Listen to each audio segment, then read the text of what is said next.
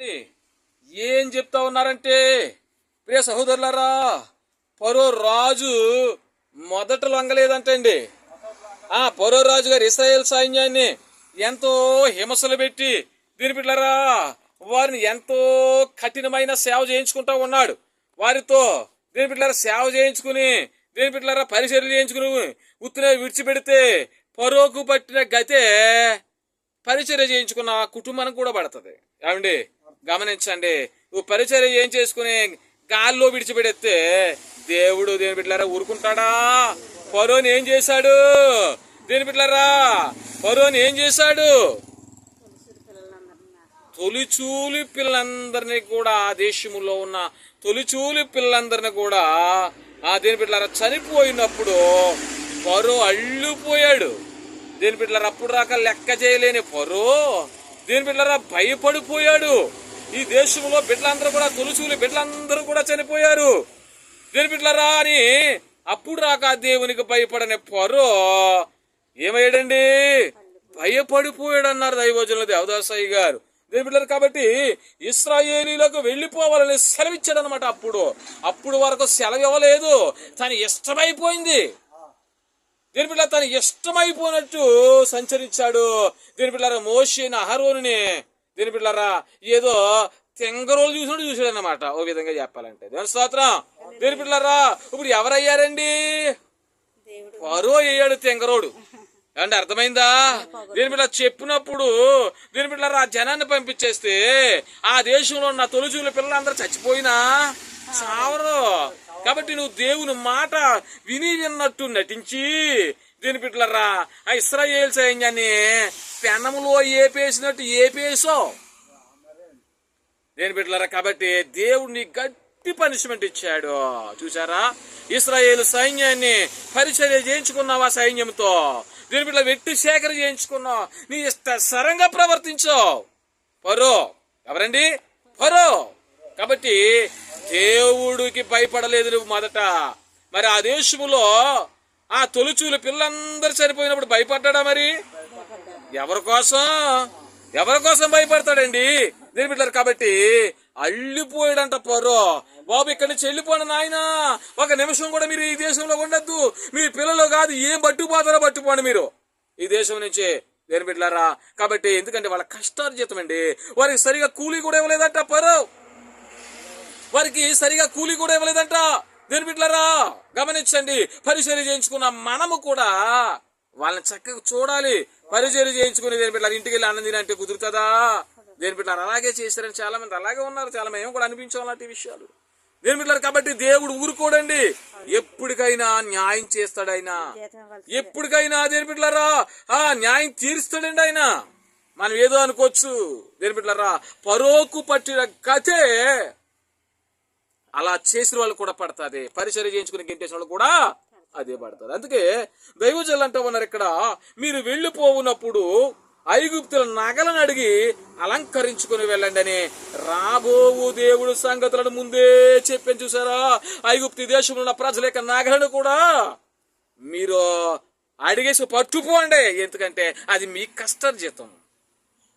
మీకు ఫరో రాజు ఇవ్వలేదు కదా కూలి, అది మీ కష్టార్జితం కనుక ఆ కూలి ఇవ్వనందుకు ఈ నగల అట్టుపోండి అని దేవుడు ముందే చెప్పేస్తా ఉన్నాడు. దేవుని స్తోత్రం కలుగును కాక. చూసారా, ఆ కూలి ఇవ్వకపోవడానికి దేని బిడ్డలారా ఈ నగలకి కూడా సరిసమానం అయిపోయింది అనమాట. దేవుని స్తోత్రం కలుగును కాక. అందుకే దైవజనులు అంటా ఉన్నారు, సాధారణంగా స్త్రీలు నగలు ఇవ్వడానికి ఇష్టపడతారండి. నగలు ఇవ్వడానికి ఇష్టపడరు. నగలే కాదు, కనీసం కాదు ఉప్పు కూడా ఎత్తలేదు. అప్పుడు నగల మాట పక్కన పెట్టండి, కొంత ఉప్పు ఇవ్వమంటే మాకు లేదమ్మా, ఆయన వస్తాడని ఎదురు చూస్తున్నాం ఏమని అంటా ఉన్నారు దేని బిడ్డలారా. కాబట్టి ఉప్పు కాదు కదా, కొన్ని మంచులు కూడా ఎత్తలేదు. అలా తయారైపోరు చాలా మంది. ఇచ్చివాళ్ళు ఉన్నారండి, ఇచ్చివాళ్ళు ఉన్నారు దేని బిడ్డలారా, ఇవ్వలేని వాళ్ళు ఉన్నారు. అందుకే స్త్రీలు నగలు ఇచ్చేదాకా ఇష్టపడరు, కానీ ఇచ్చే మనసు దేవుడే కలిగించాడంట రాజారావు గారు. ఆ నగలిచ్చే మనసు దేవుడే కలిగించాడు. కాబట్టి ఆ నగలు తీసుకుని వీళ్ళు ఏం చేశారు దేని బిడ్డలారా, ప్రయాణం అయిపోయారు. అందుకే దైవజనులు అంటున్నారు, పుట్టని చోట పుట్టించే దేవుడు రొట్టెలెత్తుకొని పోవు కాకుల చేత ఏలియాకు రొట్టెలు ఇచ్చాను. ఆయన ఏదైనా చేయగలడండి. దేవుడు మహిమ కలుగును గాక. ఆయన ఏదైనా చేయగల దేవుడండి. చూసారా, సాధారణంగా చంటి పిల్లల చేతిలోంచి ఏమైనా పప్పులుంటే లాక్కుపోతాయి, ఏమైనా రొట్టెలుంటే లాక్కుపోతాయి కాకులు. కాకుల చేతే దేని బిడ్డలారా దేవుడు ఏం చేస్తాడండి? దేవుని బిడ్డ ఏలియా గారికి రొట్టెలు పట్టుకెళ్ళినట్టు చేశాడండి. దేవుడు అనుకుంటే ఏదైనా చేయగలడు. ఆయనకి సమస్తము కూడా సాధ్యమే. మనమైతే చేయలేము, కానీ మనమైతే ఇరిగిపోతాం అప్పటికప్పుడు. ఏమండి, అప్పటికప్పుడు ఇరిగిపోయి దేవుడి మీద కోపం ఇచ్చేస్తామండి. దేని బిడ్డలారా దేవుడు ఏదో మనకు బాకీ ఉన్నట్టు, ఏమండి, దేవుడి మీద కోపం ఇచ్చేసి ప్రియ సహోదరులారా దేవుడి మీద అలిగిపోతాం మనము. ఇంక వద్దు, ఇంకా నాకు వెళ్ళిపోతాను బయటికి, నేను వేరే దిక్కుకి పోతాను అనుకుంటాం. న్యాయమేనా? ఏమండి, అందుకే రాజుగారు ఇశ్రాయేలులు ఈ పని చేసినందుకు సరిగా కూలి ఇవ్వలేదు. ఇదంతా దేవుడు తన లెక్కలో రాసుకున్నాడంటండి. ఏదైనా చేయగలడు దేవుడు. దీని బిడ్డలారా మన పరిచర్య చేసాము 23 సంవత్సరాలని చెప్పుకుంటున్నా. దీన్ని 23 సంవత్సరాల నుంచి ఒక రూపాయి కూడా ముట్టుకోలేన మనకి దేవుడు తన లెక్కలో రాసుకున్నాడండి. ఆ లెక్కలో రాసుకున్నాడండి ఆయన. నా బిడ్డ ఏమి తీసుకోకుండా పరిచర్య చేశాడు నా పరిచర్యని.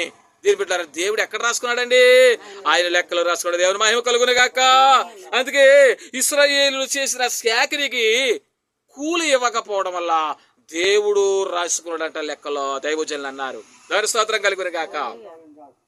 ఐగుప్తీయులు నగలు ఇశ్రాయేలుకి ఇచ్చుటలో దేవుడు ఇశ్రాయేలులకు కూలి నష్టం లేకుండా చేసేనో. చూసారా, ఇశ్రాయేలీలకు ఏ నష్టం లేదు. దీని బిడ్డలారా ఎవలేనప్పుడు పరో ఎవలాగా పోయినా కూలి, అలా వెళ్ళేటప్పుడు వారి బంగారు నగలు తీసుకున్నప్పుడు ఈ కూలికి బంగారు నగలకి టాలీ అయిపోయింది, సరిపోయింది సమానంగా. దీని బిడ్డలారా వారికి నష్టం లేకుండా దేవుడు చేశాడండి. ఎందుకంటే ఆయన దీని బిడ్డలారా రాసుకున్నాడండి వాళ్ళు చేసిన పని అంతా కూడా. కాబట్టి మనం చేసిన ఈ పరిచర్య అంతా కూడా ఎన్ని సంవత్సరాల నుంచి చేస్తున్నామో దేవుడు ఏం చేస్తున్నాడు? ఏం చేస్తున్నాడండి? దేవుని మహిమ కలుగును గాక. ఆయన రాసుకుంటా ఉన్నాడు. దేని బిడ్డ మనకి కూడా మనల్ని కూడా అలాగే ఆయన రాసుకుంటా ఉన్నాడు. నా బిడ్డకి నేను బాకీ పడకూడదు, నా బిడ్డకి నేను బాకీ పడకూడదు. వాళ్ళు ఎంత కష్టపడి చేస్తున్నారో సేవ, దానికి నేను ప్రతిఫలం ఇవ్వాలని దేవుడు చూస్తా ఉన్నాడండి. ఇచ్చేస్తాడండి. ఎప్పుడు ఇచ్చేస్తాడు ఆయన. దేవుని మహిమ కలుగును గాక. అందుకు దైవజనులు అంటా ఉన్నారు. దేవుని బిడ్డలారా ఇక్కడ 2 పాఠాలు ఉన్నాయి. అందులో దేవుని యొక్క సర్వశక్తి కనబడుతున్నది. 1వ పాఠం అనగా జనమును పంపరగాని పంపేటట్లు చేశారంట దేవుడు. ఆ జనాన్ని పంపడం ఫరో గారు, ఆ జనాన్ని పంపడండి, దేవుడే పంపేటట్లు చేసాడంట. దేవుడు ఏదైనా చేయగలదండి. రాజారి గారు చూసారా? దేని బిడ్డలారా మనం ఇక్కడ రాకూడదు అనుకుంటాం, కానీ దేవుడే తోడుకొస్తాడు. దేవుడు ఆ కార్యం జరగదు అనుకుంటాం, కానీ ఆ కార్యమే జరుగుతుంది. ఏమండి, అది చేయకూడదు అనుకుంటాం, కానీ అదే చేస్తారు దేవుడు. దేవస్తోత్రం కలుగును గాక. కాబట్టి నేనే యెహోవాను. దీని బిడ్డలారా నగలు ఎవరికైనా ఇచ్చేటట్లు చేస్తాను. వాళ్ళు నగలు ఇచ్చేస్తారు, బంగారం ఎవరిని ఇచ్చేస్తారు? మీ దగ్గర బంగారం ఉంటే నాకు ఇవ్వండి. నువ్వు ఎంత పాస్టర్ గారు, నువ్వు ఎంత ఎలాంటి వాడని ఇస్తారా? ఎవరో. కానీ మరి దేవుడు ఇచ్చేటట్లు చేస్తే కంపల్సరీ ఇవ్వాల్సిందే. దేవుడు అలా చేశాడంట. దేవుడు వారి నగలు ఇచ్చేటట్లు చేశారంట. వాళ్ళు ఇచ్చేసాక వాళ్ళకి వెళ్ళిపోయాక అయ్యి బాబు అనుకుంటే ఎవడిస్తాడు తర్వాత రాజారావు గారు? దీని బిడ్డలారా కాబట్టి ఎందుకంటే వాళ్ళ శ్రమ అది, వాళ్ళ కష్టపడిన ప్రతిఫలం వారి దగ్గర ఉన్నది. ఎందుకంటే దేని బిడ్డలారా పరో వెట్టి సేకరణ చేయించాడు కాబట్టి దేవుడే వాళ్ళకి ప్రతిఫలం ఇచ్చాడండి. వారి శ్రమను చూశాడండి, వారి మొరను విన్నాడండి. అలాగే మనం మొర విండా యేసయ్యా? మనం మొర ఎందుకేండో వింటాడో. దేవస్తోత్రం కలుగును గాక. అందుకే నేనే యెహోవాను, నేనే సర్వశక్తి గలవాడును, నేనే మీకు దేవుడను. ఇలాగూ ఆయన తన ఉనికిని పనిని ఎవరికి చెప్తా ఉన్నాడు? మోషే గారికి పలుమార్లు చెప్తా ఉన్నాడంట దేవుడు. దేవస్తోత్రం. దేని పిల్లలు అలా చెప్పకపోతే ఆయన వినడు, దీన్ని ఆయన పట్టించుకోడు మోషే గారు. దేని బిడ్డ కాబట్టి 10 సార్లు దేవుడు తెలియజేస్తా ఉన్నాడు. దేవుడు మహిమ కలుగును గాక. అందుకు దైవజనులు అంటూ ఉన్నారు, నిర్గమకాండములోని 6వ అధ్యాయంలో చిత్రమైన అధ్యాయం అన్నారు దైవజనులు. ఈ అధ్యాయం అంతా దేవుడిచ్చిన జవాబులు నిండుగా ఉన్నవి. చూసారండి, దేవుడిచ్చిన జవాబులు నిండుగా ఉన్నాయంటే 6వ అధ్యాయంలో కూడా దేవుడు చెప్పిన మాటలు కనపడతా ఉన్నాయి. ఆయన జవాబు మనకి ఇస్తూ ఉన్నాడు. అలాగే నేడు కూడా మనకి జవాబు ఇవ్వబోతూ ఉన్నాడు యేసయ్య. దేవుని మహిమ కలుగును గాక. నేడు కూడా జవాబు మనకి ఇవ్వబోతున్నాడు. అప్పుల్లో దేని బిడ్డలారా గృహాలు లేక, స్థలాలు లేక, ఆ జాబులు లేక, తినడానికి ఆహారం లేక, దేని బిడ్డలారా అన్నింటిలో సమస్యలతో కలిగి వ్యాధులు, బాధలు, సోదలతో, ఇబ్బందులతో, ఇరుకులతో దేని బిడ్డలా ఉన్న దేవుని బిడ్డలారా, దేవుడు నీకు జవాబు ఇవ్వబోతున్నాడు. దేవుని మహిమ కలుగును గాక. భయపడొద్దు ఎవరు కూడా. దేవుడు మనకి జవాబు ఆయనే ఇస్తాడు. ఈ లోకంలో ఎవరైనా ఇస్తారా? దేవుళ్ళ ఏ ప్రజలైనా ఇస్తారా? వాళ్ళకి ఏం తెలిసి ఇస్తారో వాళ్ళకే తెలీదు. మనకేమిస్తారు? అన్నిటికైనా తెలిసిన వాడు దేవుడు ఉన్నాడు. ఆయనే మనకు జవాబు ఇస్తా ఉన్నాడు. వ్యాధి ఉందా? దేవుడే స్వస్థపరిచాడు. బాధ తీసేస్తాడు ఆయన. గృహం లేదా? నీ గృహం ఇస్తాడు. రుణాలతో బాధపడి ఏడుస్తున్నావా? దేవుడిని రుణాలు తొలగిస్తాడు. దేని బిడ్డారా, కాబట్టి ఏదైనా చేయగల దేవుడు ఆయన. ఏదైనా చేయగల దేవుడు. నమ్మకం ఉండాలి, నమ్మకం ఉండాలండి. దేవుని మహిమ కలుగును గాక. అందుకే ఈ 6వ అధ్యాయం అంతా కూడా దేవుడిచ్చిన జవాబులు నిండుగా ఉన్నవి. ఇశ్రాయేలు ఎదిరించినారని మోషే ప్రభుతో మొర్రపెట్టినప్పుడు ఏమండి ఇశ్రాయేలీలట మోషే గారిని ఎదిరించారంట. ఇశ్రాయేలీలు మోషే గారిని ఎదిరించారంట. ఎందుకని? ఆ ఎగుప్తులో ఉంటే చక్కగా ఆహారం తినేవాళ్ళము, కూరగాయలు తినేవాళ్ళు, మాంసం తినేవాళ్ళు, కొండల దగ్గర కూర్చుని ఈ అరణ్యంలో మమ్మల్ని చంపనా తీసుకొచ్చావా నువ్వు? అక్కడే బాగుంది. ఆ పొరో చేతిలోనే శ్రమలు తిన్నా, శ్రమలు అనుభవించినా, ఎలాగున్న ఆహారం ఉన్నా లేకపోయినా, చేతం ఇచ్చినా ఇవ్వకపోయినా మాకు అక్కడే బాగుంది అంటున్నారు. వీళ్ళు చూసారా? దేని బిడ్డలారా, ఇక్కడ ఎలాగుంది మోషే గారు? దేని బిడ్డలారా, ఈయనకి ఇక్కడ ఎలాగుంది వీరికి అని మనం చూస్తే వండా పెట్టలేని ఆహారం, వండ అవసరం లేదు, ఉతకలేని వస్త్రాలు అన్ని చక్కగా 40 దినాల 40 రోజులలో పోయి 40 సంవత్సరాలు చక్కగా ఇక మన్నాన్ని తిన్నారు వాళ్ళు. కాళ్ళకంట ఇంకెవరున్నారు? అసలు మన పితరులందరూ కూడా మన్నాన్ని తిన్నారు. ఇంకా దేవుడిచ్చిన ఆహారం అనేది దేవదూతలు తినే ఆహారం. నరులు భుజించారు కదా, ఇంకేం కావాలా? ఆ పొరుగు దగ్గర ఉంటాను. దీని పిల్లలని వీళ్ళందరూ కూడా ఏం చేస్తున్నారంట? మోషే మీద కోప్పడిపోతున్నారు, మోషేని ఎదిరించేస్తా ఉన్నారు. అప్పుడు ప్రభువా, మోషే గారు అంటా ఉన్నారు, ప్రభువా అని మోషే గారు, ఇగో ఈ యొక్క సైన్యం అంతా కూడా నన్ను కొట్టడానికి చూస్తున్నారు, నన్ను ఇసుక్కుంటా ఉన్నారు, నేను ఏం చేయనని మోషే గారు ఏం చేశారు? మొర్ర పెట్టారట. దైవజనులు అంటా ఉన్నారు, ప్రభువు మోషేతో నేను దేవుడునని గంభీరంగా చెప్పాను. ఏమన్నారంట? నేను దేవుడను అని గంభీరంగా దేని బిడ్డలారా చెప్పారంట మోషే గారితో దేవుడు. చూసారా? నువ్వు భయపడుతున్నావు ఎందుకు? నేను దేవుడిని, నేనే, ఎవరు లేరు, ఇంకా వేరే దేవుడు ఎవరు లేరు, నువ్వు భయపడొద్దు. అసలు దేవుడు పరిశుద్ధమైన కోపమును మోషేపై చూపాను. చూసారా? దైవజనులు అన్నారు, ఆ కోపంలో కూడా పరిశుద్ధత కనపడుతూ ఉన్నది దేవుడి దగ్గర. ఆ కోపంలో కూడా పరిశుద్ధత కనపడుతున్నదండి. అందుకు దైవజనులు అంటూ ఉన్నారు, దేవుడు పరిశుద్ధమైన కోపమును మోషేపై చూపినంట. పరిశుద్ధమైన కోపం చూపించారు, కానీ మామూలు కోపం చూపిస్తే ఇంకా అక్కడ మసి అయిపోయినంతే. ప్రేమతో చూపిన కోపం అది అండి, జాలితో చూపిన కోపం అది. అలాంటి కోపం మోషే గారి మీద చూపించింది. నీకు ఎందుకు? నేను ఉన్నాను కదా, నేను దేవుణ్ణి అని మోషే గారితో చెప్తున్నారనమాట. ప్రేమగా చెప్తున్నారు, కోపంతో గంభీరంగా. స్తోత్రం.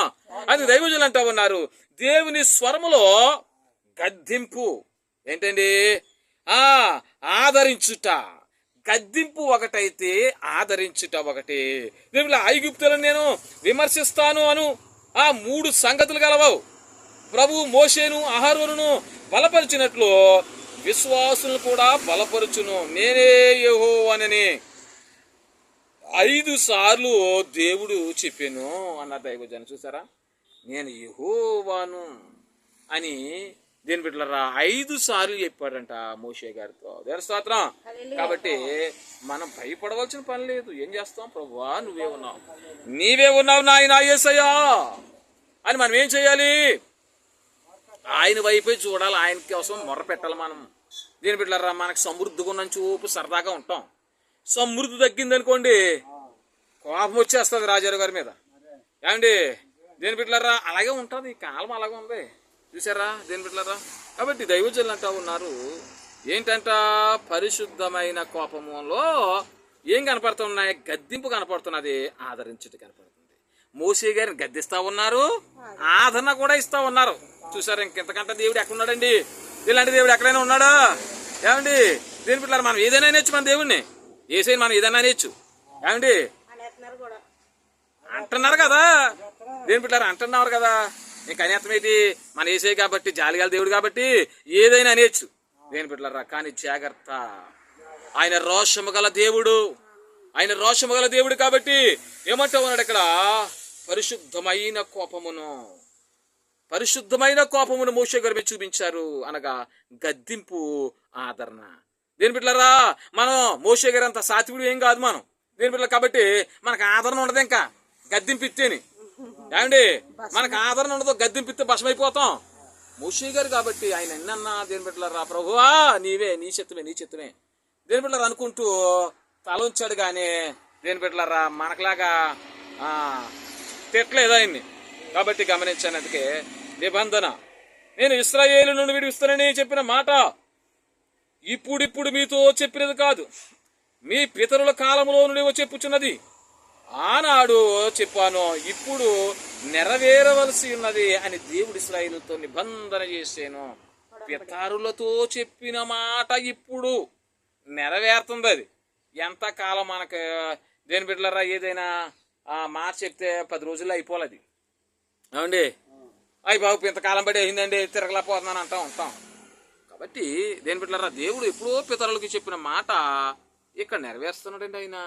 అందుకే నేను ఉన్నాను, నీకు విరోధంగా ఉండు వారికి నేను ప్రాయశ్చిత్తం చేస్తాను, నిబంధన జనముగా చేయుదును. అది ఇప్పుడు చేసిన నిబంధన కాదు, మొదటి నుండి చేస్తూ ఉన్నాను అని ప్రభు ఇశ్రాయేలుతో చెప్పాను. చూసారా, ప్రతి బలి దగ్గర ఒక నిబంధన ఉంటుంది, అది రక్త నిబంధన. చూసారా, నిబంధన అంటే ఎలాంటిది? రక్త నిబంధన. నేను బిడ్డలారా, నీకోసం నా కోసం యేసుక్రీస్తు ప్రభువారు రక్తాన్ని చిందించాడండి. నీకోసం నా కోసం యేసుక్రీస్తు ప్రభు రక్తాన్ని చిందించాడా, లేకపోతే ఆయన కోసం ఆయన చిందించుకున్నాడా? ఏమండి ఆయన కోసం ఆయన చిందించుకున్నాడా, లేకపోతే మన కోసం చిందించాడా? మన కోసం చిందించాడు. ఎందుకని? దేని బిడ్డలారా, మనలో ఉన్న పాపములన్నీ కడగాలంటే ఆయన రక్తంతోటే తప్ప మరి దేనితో కూడా సాధ్యం అవుతుంది. దీని బిడ్డలారా, ఆ టాబ్లెట్లు వేసుకుంటే మనలో ఉన్న పాపం పోద్ది, ఏ మందు మింగితే మనలో ఉన్న పాపం పోద్ది. ఏమండి వ్యాధి అంటే పోద్ది కానీ, బాధ అంటే పోద్ది కానీ పాపంని పోతుందా? ఏ టాబ్లెట్ వేసుకున్నా పోతుందా? పోతండి. మరి ఎలా పోతుంది? యేసయ్య రక్తము, ఇశ్రాయేలు చేసుకున్న రక్త నిబంధన. ఏమండి ఇశ్రాయేలు చేసుకున్న రక్త నిబంధన అలాగే మన కోసం యేసే రక్తాన్ని చిందించాడండి. రక్తాన్ని చిందించి ఆ రక్తముతో మన పాపముని కడిగేశాడు. దేవుని మహిమ కలుగును గాక. మన పాపముని కడగడమే కాకుండా ఆ శిలువ మీద ఆయన మరణమైపోడండి. దేవుని మహిమ కలుగును గాక. చూసారా, ఎవరైనా తన ప్రాణాన్ని పెడతాడా?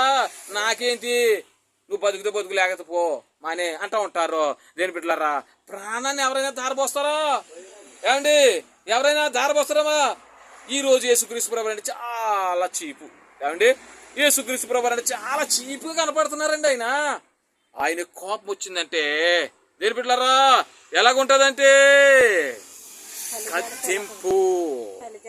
దేని బిడ్డలారా, తల్లి జాడ పిల్లకి జాడ తల్లి ఉండదండి. ఇంకా యేసయ్య కోపం వస్తే, కానీ ఆయన జాలిపరుడండి. ఆ జాలిపరుడని చూసి మనం ఇంకా చీపుగా చూస్తున్నాం ఆయన. దేని బిడ్డలారా, గమనించండి. యేసయ్యని చీపుగా ఎప్పుడు చూడకూడదు. ఆయన ఆరాధించాలి. మనం ఆయన ఆరాధించడానికి వచ్చాము ఇక్కడికి. దేని బిడ్డలారా, మన దేవుడే కదా, పర్లేదు మన పక్కన కూర్చుంటాడా? నీ పక్కన కూర్చుంటాడు. ఎందుకని? నేను బాగుపరచడానికి, నీ పాపం కడగడానికి, నీ వ్యాధిని స్వస్థపరచడానికి, నీ ఇబ్బందిని తొలగించడానికి నీ పక్కన కూర్చుంటుంటే ఆయన చీపు కనపడుతున్నాడు నీకు. దేని బిడ్డలారా, ఆయన చీపు కనపడుతున్నాడా? చీపుగా చూడకూడదండి. మనం చూడకూడదు. దేని స్తోత్రం కలుగును కాక. అందుకే దైవజనులు అంటూ ఉన్నారు, దేని బిడ్డలారా, రక్త నిబంధన చేసుకున్నారు ఎవరు? ఇశ్రాయేలు సైన్యం. చివరి బలి యేసు ప్రభు చేసినది. దేవ స్తోత్రం. చివరి బలి ఏంటంట? యేసుక్రీస్తు ప్రభు వారే ఆయన బలి అయిపోరండి లోకం కోసం. చివరి బలి ఏది? యేసుక్రీస్తు ప్రభు వారు గొర్రె పిల్ల బలి. దేని బిడ్డలారా, ఈ లోకానికి ఆయన అర్పణైపోరండి. వింటున్నారా? దాని స్తోత్రం కలుగును గాక.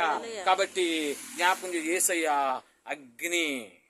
దీని పిల్లరా ఆయన అగ్ని అండి, పరిశుద్ధాత్మ అగ్ని, మామూలు అగ్ని కాదండి. ఇంకా దేవుని స్తోత్రం కలుగును గాక. కాబట్టి జ్ఞాపకం చేసుకుని ప్రియ సహోదరులరా, అందుకు దైవజనులు అంటా ఉన్నారు ఏమని, చివరి బలి యేసు క్రీస్తు ప్రభువు చేసినది. ఆయన కూడా దొంగతో నీవు నాతో నేడు పరదేశంలో ఉందువు, నేను ఉన్నాను అన్నది అధ్యాయం యొక్క ధ్వని. 6వ అధ్యాయము నిబంధన అధ్యాయము. ఏ అధ్యాయం అండి? ఏ 6వ అధ్యాయము? అది నిర్గమకాండం 6వ అధ్యాయము. ఏ అధ్యాయం అంటే అది నిబంధన అధ్యాయం అన్నారు దైవజనులు. కాబట్టి ప్రియ సహోదరులారా, మరి జ్ఞాపకం చేసుకోండి, మన 40 దినాలు మనం చేస్తున్నామంటే కాదు. 40 దినాలు మనము ఉపవాసం ఉంటానండి అయ్యారండి నేను అంటే కాదు. దీనిలో 40 దినాలు కూడా నేను తలస్నానం చేసి అతను శుద్ధిగా వస్తున్నాను అంటే కాదు. మార్చుకో. ఏంటి?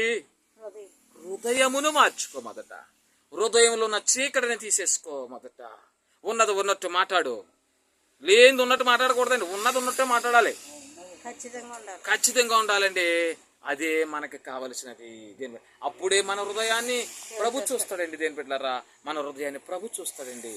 కాబట్టి జ్ఞాపకం చేసుకున్నందుకే నిబంధనను స్వాధీనము చేసుకునగల నిరీక్షణ ప్రార్థన అని దైవచనం చెప్తూ, దేని బిడ్డలారా మరి ఏమంటా ఉన్నారు?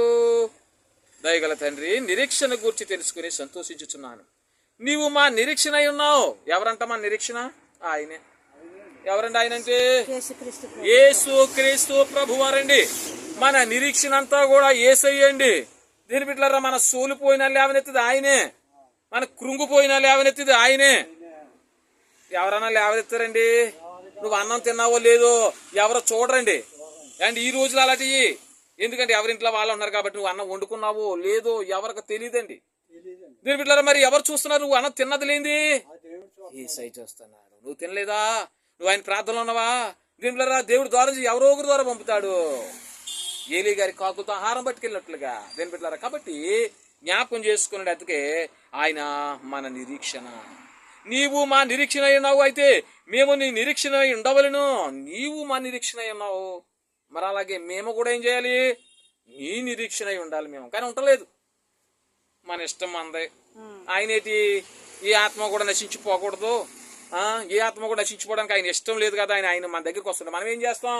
వేరే మార్గాన్ని చూస్తా కూర్చుంటాం. ఏమండి, వేరే మార్గం అంట. ఏ మార్గం బాగుందో, ఏ మార్గంలో అయితే దేని బిడ్డలారా ఒళ్ళు అలవడం లేదో ఆ మార్గాన్ని ఎంచుకుంటామండి చక్కగా. అంతే కదా. కాలం అంతా అలాగ ఉందండి. అందుకే దైవజనులు అంటున్నారు, ఆయనే నీవు మా నిరీక్షణ ఉన్నావు, మేము నీ నిరీక్షణ ఉండవలెను. నీ నిరీక్షణ అనే వాక్యం మీద బలము, సంతోషము దేని బిడ్డలారా దయచేయి. మనకి ఏం కావాలా? బలము, సంతోషం ఉండాలి. దేని బిడ్డలారా ఎవరిస్తా ఉన్నారండి అవి? యేసుక్రీస్తు ప్రభు వారు తప్ప మరి ఎవరండి? దేవుని మహిమ కలుగును గాక.